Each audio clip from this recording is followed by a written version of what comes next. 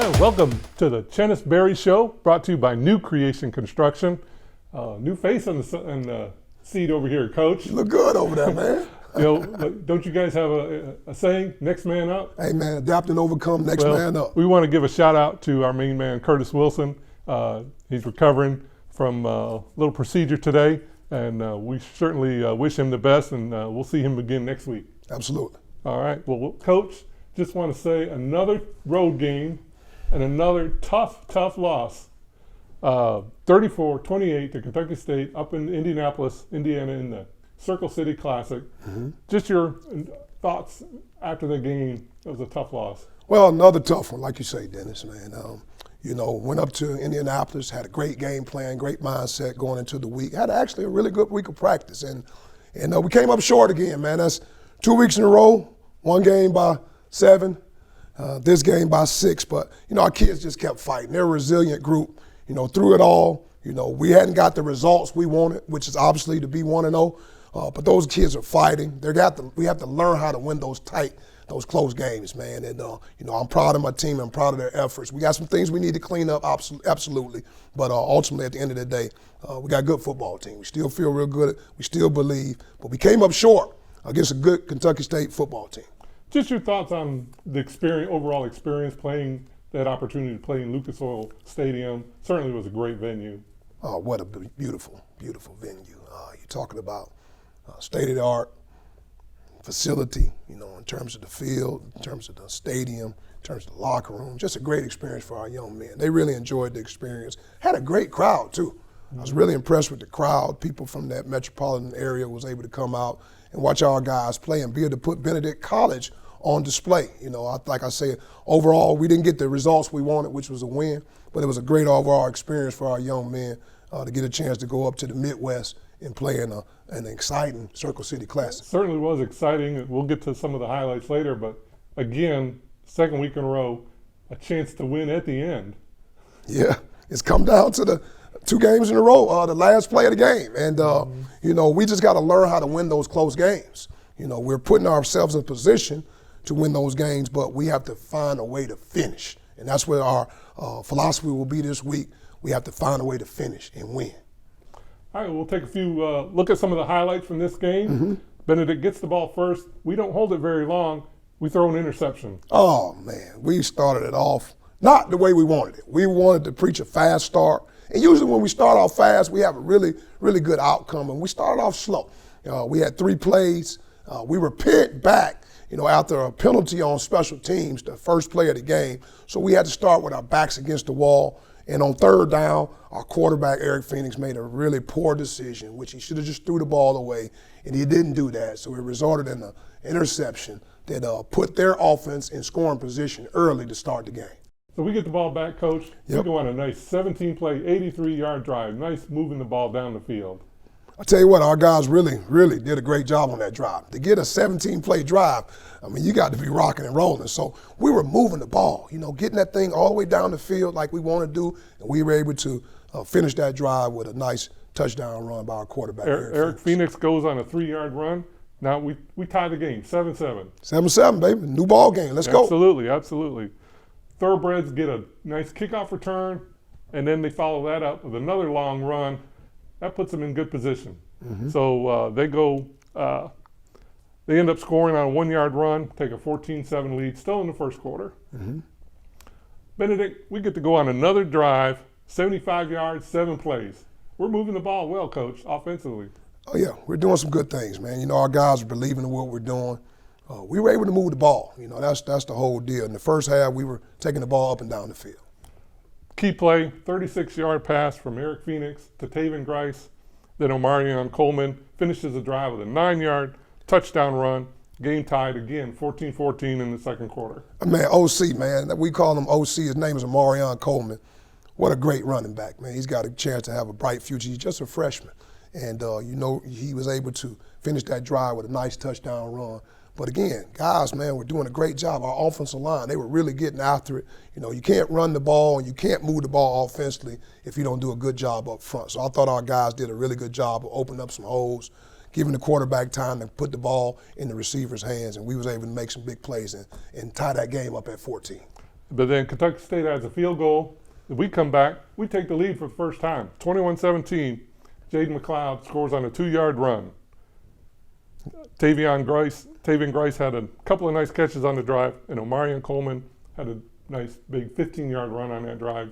Again, he was showing some things against Kentucky State. I tell you what, both of those guys did an awesome job. Tavian Grice, he was superb for us on this past Saturday.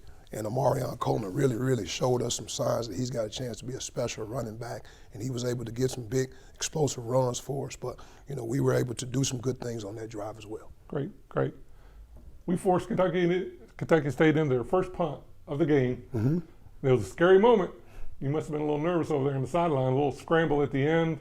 The officials have to get together, and then they make the right call. Yeah, give the ball back to Benedict. Officials got it right. They got it right, because they were kind of scrambling, trying to figure out what to do, but they ended up getting it right and gave us the possession of the football.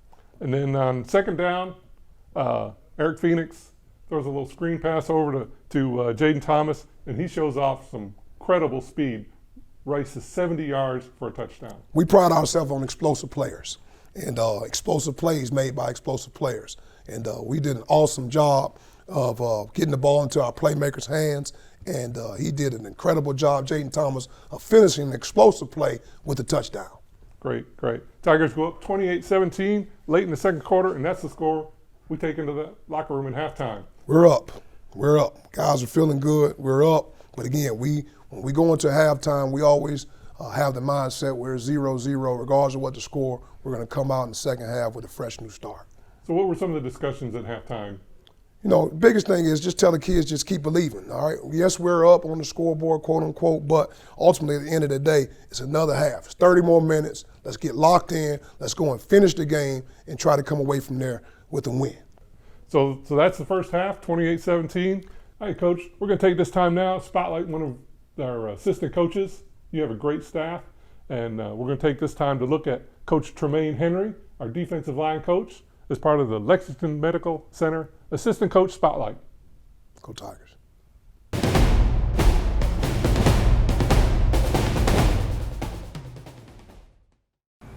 Well, my name is Tremaine Henry. I'm originally from Statesville, North Carolina. Played college ball at Morris Hill College. Graduated in fall of 1993. Actually was a police officer, did a law enforcement background, and in 1995 I started coaching high school ball in my hometown, and that's where I caught the bug, and I enjoyed helping young men be successful. And around 1999 or so, I have been sending a couple kids who got opportunity to go play college ball, and a college coach asked me, say, "Hey man, you need to be a D-line coach, on the college level." And he helped me with my first job, and he is now the D-line coach for the Tennessee Titans. So he was at A&T at the time, and I got my first coaching job at Elizabeth City in 2001, and I've been coaching ever since. What I love about coaching here at Benedict College is it was a new opportunity for me. I've known Coach Berry for over 20 plus years. We first met back working the camp circuit, and it was a new opportunity for me. It was a challenge. Benedict has a history. They had good football players, and I knew that knowing Coach Berry, his leadership skills, his coaching ability, he's amazing.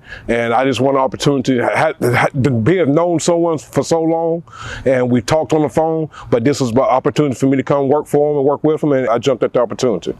Well, defensively, we've got to continue to get better.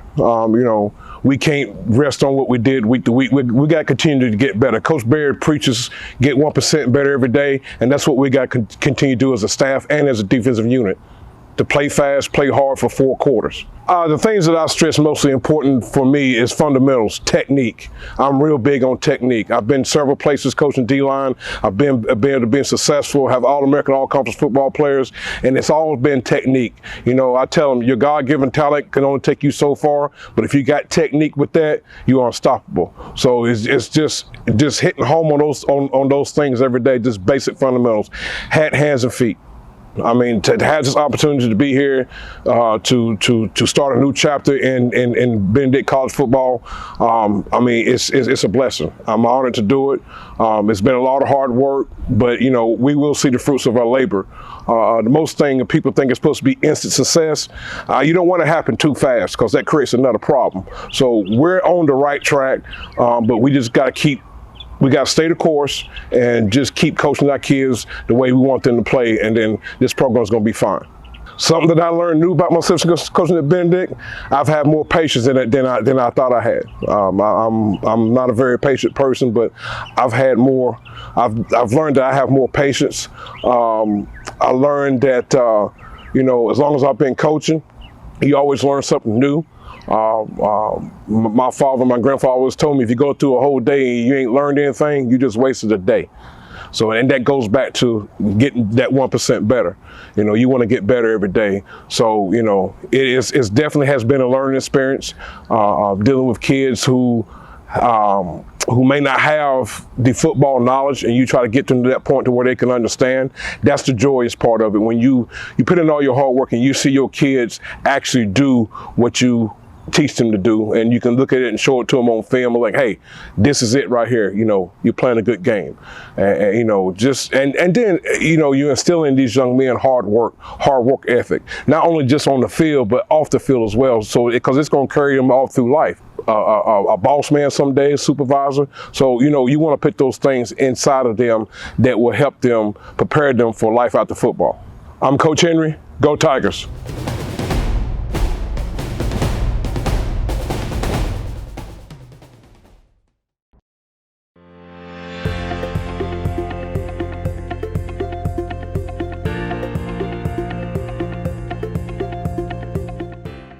In our state, team rivalries run deep. Sometimes our fans might not always agree. But South Carolina. South Carolina. South Carolina. It's time to come together off the field. Together, we can beat COVID-19. Vaccines are safe and effective. And they're our best shot at victory. Don't wait until it's too late. Learn how to protect yourself and your family At scdheck.gov/vaxfacts.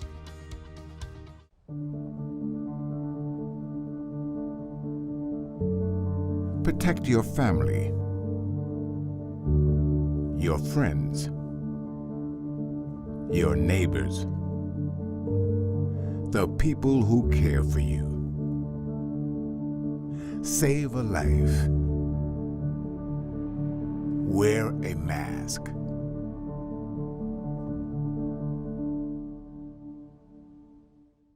And we're back to the Chennis Coaches Show, brought to you by New Creation Construction, as always. They do a tremendous job for us.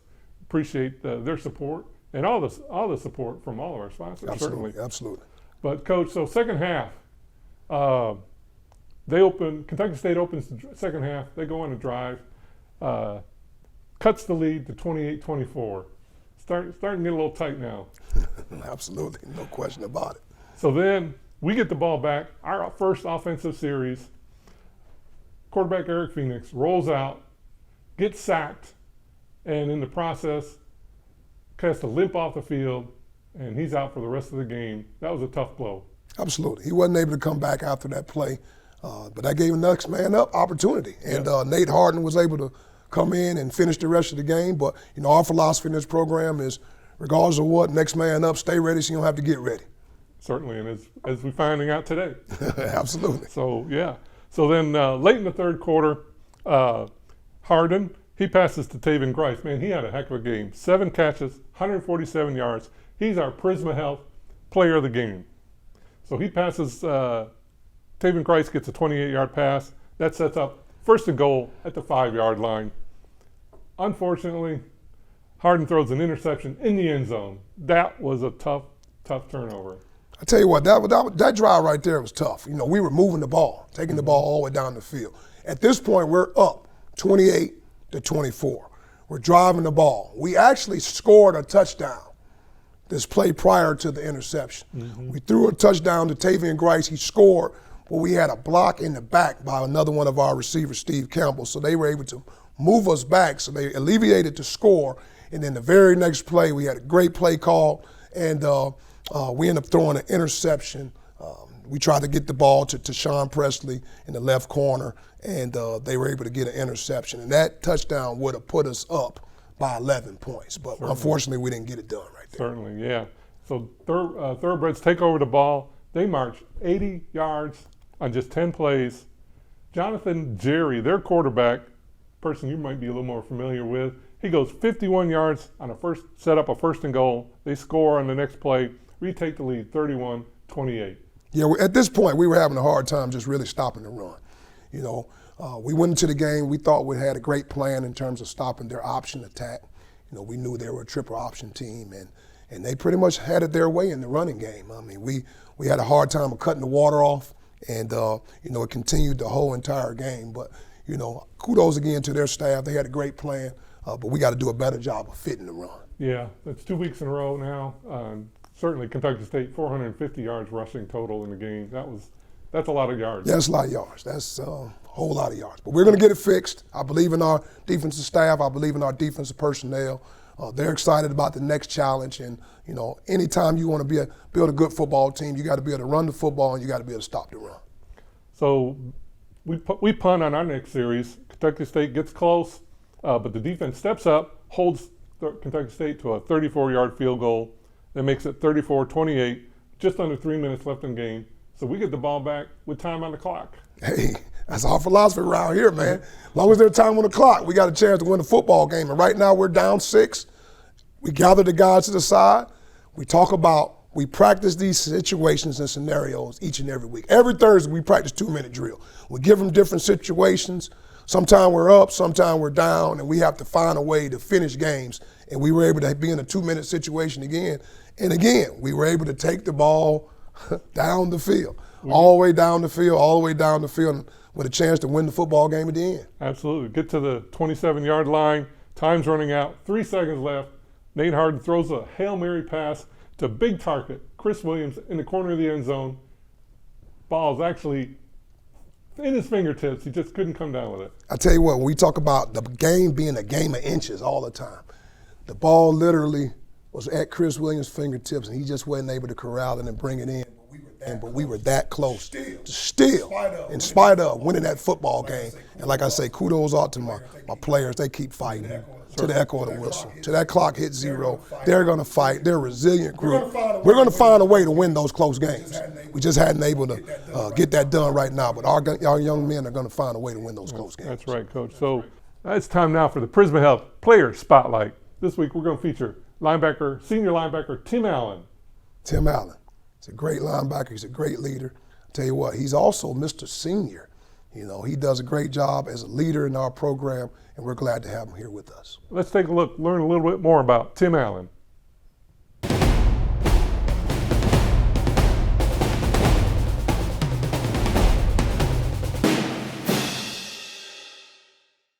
My name is Tim Allen. I'm from Albany, Georgia. I'm a sports management major, and I'm a middle linebacker, wearing number 17. I came apart being a Benedict Tiger, I say by God, honestly. I had about 18, 19 offers coming out of high school, and Benedict, it was my last offer. I had no intention on coming at first, but after a visit and seeing the campus and seeing the city of Columbia, I kind of felt at home. I felt like this place was for me, so I felt like I could build my career here, and that's what I've done so far. First off, the first 2 wins early on, that showed us that we got some fight, and nobody don't want to mess with us in the long run. Dropping those 2 games back-to-back these past couple weeks, we're not going to lay down. We ready for whatever. When adversity strikes, we won't lay down. Some personal goals, honestly, I want to be a winner. Being a winner, I mean, I want to have that ring on my finger. I want to be able to say I was a part of the first Benedict College team to win a SIAC championship. That's like one of the biggest goals I have personally as myself. Outside of all personal accolades, I'm more focused on the team because I want to be a team player. I want to be a winner. And our total goal, my main goal, is to become that champion, the SIAC champion that we worked so hard for since February of 2020 when Coach Barry got here. Chemistry here, speaking on the defensive side of the ball, we're very tight-knit. We hold everybody accountable. Even guys see anybody, a leader off or anybody off, a young guy may say, pick it up. So I feel like that's going to be good in the future years because everybody here, we not like leaders say something, everybody be quiet. Everybody on the defensive side pretty much step up when they need to be. Also, just a whole chemistry. I feel like this team, we all have the main thing, the main goal in mind. We all want that ring. So we all working towards that, and so that we all buying in. I feel like everybody's bought in. Just how walk around campus just hearing "Go Tigers." That's the first time we heard that, and that's chemistry right there. It's like we all understand that when you say "Go Tigers," you have to mean it. Have I ever been a part of a program like Benedict College today? No, I haven't. But Coach Berry liked to call it as we are a D1 right now, and I feel like I'm a D1.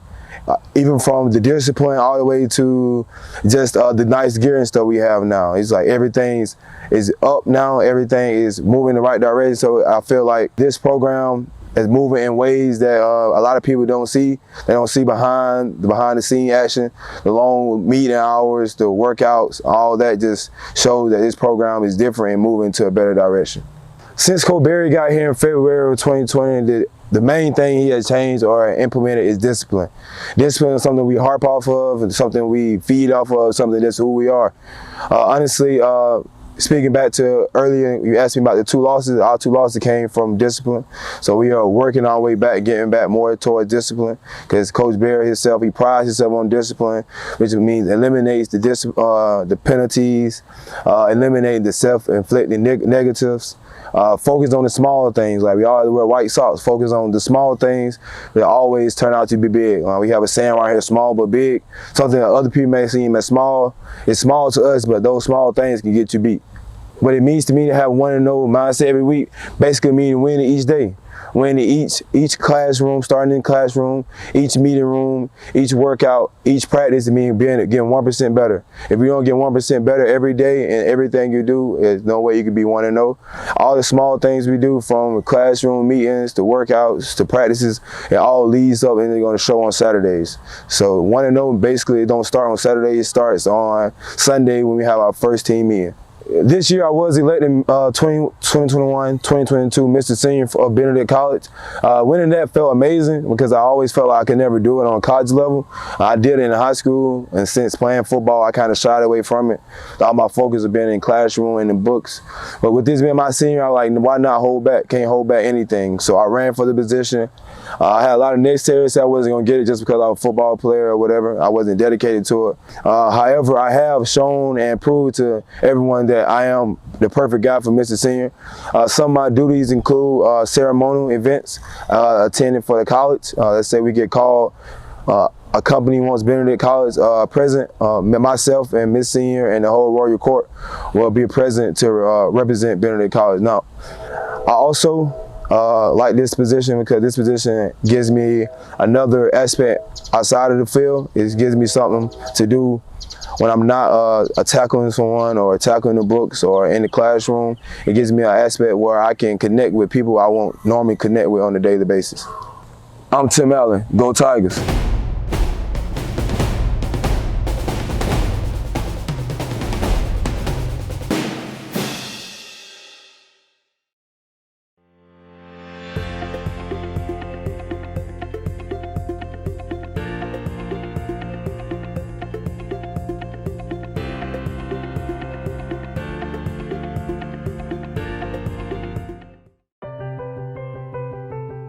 People have the power to make a lasting impact through acts of kindness, compassion, and strength. They inspire us to innovate and educate, to do more than we ever thought possible, to help you be your healthiest you. PRISMA Health, inspired by you. And welcome back to the Chennis Coaches Show, brought to you by New Creation Construction. Coach, get to come back home after these 2 tough road games. What's it mean to come back home? Home sweet home. Can't wait. Right now we're undefeated at home, and we want each and every one of our fans to come out and support. Just understand, we're going to get it rolling. Believe in the process. Our guys are excited about getting back home and playing in front of our awesome crowd, playing in front of our 12th man, the BCBOD. We're super excited about having a packed house versus Fort Valley State this upcoming weekend, 2 o'clock kickoff. And we certainly want all our fans there. That's a 2 p.m. kickoff against Fort Valley State this Saturday in Charlie W. Johnson Stadium. We need all our fans there. You can get tickets at the Benedict Athletic Office on Laurel Street, or BenedictTigers.com, or Benedict EDU. We need to have all our fans there. Absolutely, we do. So, Coach, what about Fort Valley State? They just come off a big win against Allen. Absolutely. Good football team. well-coached football team. They're sound on the offensive side of the ball. They do a good job of having good balance and run and pass and screens. They do a good job of getting the ball in their playmakers' hands. And on defense, they're sound. They get after it. Those guys are well coached. They fly around, and they're good at what they do. So it'll be an amazing challenge for us versus Fort Valley State. But our guys will be ready for the challenge, and they can't wait to get home and play in front of our fans. What kind of challenges do they face since we've been the last 2 weeks been facing a lot of run-oriented teams? What kind of balance? You said they're a balanced team. Yeah, balance meaning they're good at running the ball and passing the football. You know, they do a good job. So our defense has got to have a good plan of attack to be able to stop the run as well as defend the pass, because they got some really good playmakers on the edge that can make some plays. Certainly, Benedict, certainly before your time, last time we played Fort Valley, 2019, that was a rough game, 50-16. Mm-hmm. So we have a little payback maybe for them. Hey man, we'll be ready to go. Our guys will be locked in, and coaches are doing a great job of getting game plans together, and our guys will be ready to go this Saturday. Well, we need you, all our fans there, Saturday, 2 p.m., Charlie W. Johnson Stadium against Fort Valley State. So, Coach, been great to hear filling in this week, but we can't wait to have our voice of the Tigers, Curtis Wilson, back. We miss you, Curtis. We certainly do, Curtis. Get well. Go Tigers. Go Tigers. We want to say thank you to our sponsors of the Chennis Berry Show, New Creation Construction, PRISMA Health, Department of Health and Environmental Control, Lexington Medical Center, Advantage Sport and Fitness. Thank you for supporting Benedict College Athletics.